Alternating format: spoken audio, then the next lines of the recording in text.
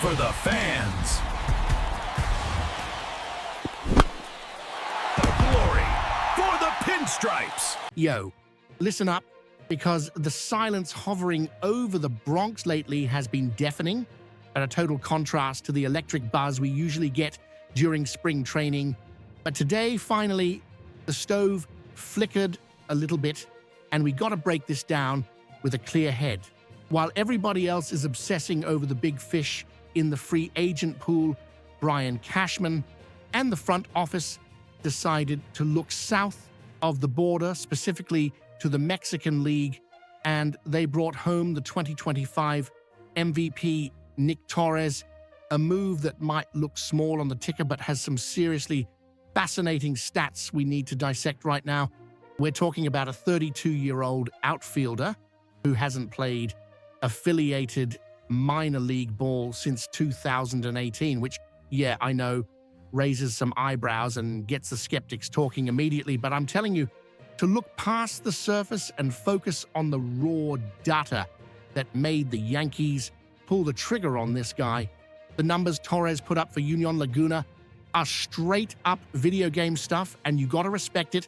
I don't care what league it is. The guy slashed .347 on the average, got on base at a .425 clip, and posted a monstrous .730 slugging percentage. When you pair that with 27 bombs and 79 RBIs, you aren't just looking at some lucky streak, you're looking at a dude who completely owned his competition. Since 2021, his consistency has been key, averaging .343 with an OPS, that's on base plus slugging for the casuals, of 1.025, numbers that show the kind of contact and pop the Yankees desperately need coming off the bench. The emotional goodbye from his old squad, calling him an idol and a reference, tells me we're getting a clubhouse leader too, an intangible you can't measure with analytics, but matters when you're trying to win a ring. Before we get into how he fits the roster, let me just say this. If you live and breathe pinstripes and want the real scoop on what's happening behind the scenes in the Bronx before anyone else, smash that subscribe button and turn on notifications, because we bring the heat and the depth you deserve right here. This is a classic Cashman move, trying to find value where nobody else is looking, dumpster diving for a diamond in the rough that the traditional MLB system spit out. Torres is a right-handed bat, which helps balance a lineup that gets a little too lefty-heavy sometimes, and he can play first base too, giving Boone some flexibility he definitely loves. The big question hanging in the air, which we're going to get into, is if these inflated Mexican League stats, where the ball flies forever, can translate even a little bit against elite big league pitching. We aren't expecting him to be the savior or carry the squad, but in a 162-game grind, having a guy who can come off the bench and give you a quality at-bat or spell the starters without the offense falling off a cliff is the difference between winning the division or fighting for a wildcard spot.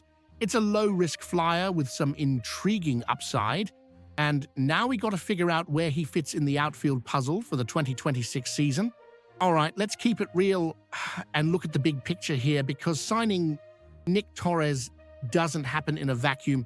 It's tied directly to the frustration and the holes we've been staring at all winter long. The cold, hard truth is that the Yankees outfield, outside of the absolute unit that is our captain, Aaron Judge, is still a construction zone full of question marks that keeps smart fans up at night. We got Trent Grisham, who brings elite leather, but is a roller coaster at the plate. And we got the kids, Spencer Jones and Jason Dominguez, who are carrying the future of the franchise on their backs. But maybe, just maybe, they aren't ready to be everyday starters on opening day. That's exactly where Torres slides in as an interesting chess piece. He's not here to block the kids. He's here as a veteran insurance policy in case their development needs a little more marinating in AAA. The elephant in the room, obviously, is still the never-ending saga with Cody Bellinger, the top target the fans are screaming for, and the guy the front office tagged as the missing link A lot of you are probably wondering if grabbing Torres means the Yanks are tapping out on Belly, and my read, knowing how this front office moves, is a hard no. Torres is a depth move, a high-ceiling depth move, while Bellinger would be the seismic shift to change the American League hierarchy. The two moves aren't mutually exclusive and operate in totally different tax brackets. What this signing tells us, though, is that the brass knows Plan A might fall through, and we can't roll into March relying solely on unproven prospects or declining vets to plug holes when injuries inevitably hit. The pressure on Cashman to deliver a roster that can bring home number 28 is massive, maybe the highest it's been in years, and moves like this show an attempt to bulletproof the team against the disasters that have derailed us lately. If Torres can bring even half of that production from Mexico to the Bronx, we found ourselves a valuable weapon for late innings and specific matchups against lefties, a luxury bench bat or platoon guy. At the end of the day, the Yankees' success in 2026 isn't going to hinge on Nick Torres, but having him gives us wiggle room we didn't have yesterday, and in a game of inches, that counts. My final take is cautious optimism. Don't buy his jersey yet, but don't rule out him becoming that unsung hero who hits a clutch walk-off in August. Now, I want to hear from you, the real voice of the Bronx Zoo. Do you see Torres as a smart depth piece or just another sign the front office is being cheap and dodging the big stars? Drop your comments. Let's debate it out. And remember, this channel is the home for real Yankees talk. So stay tuned for more updates whenever news breaks.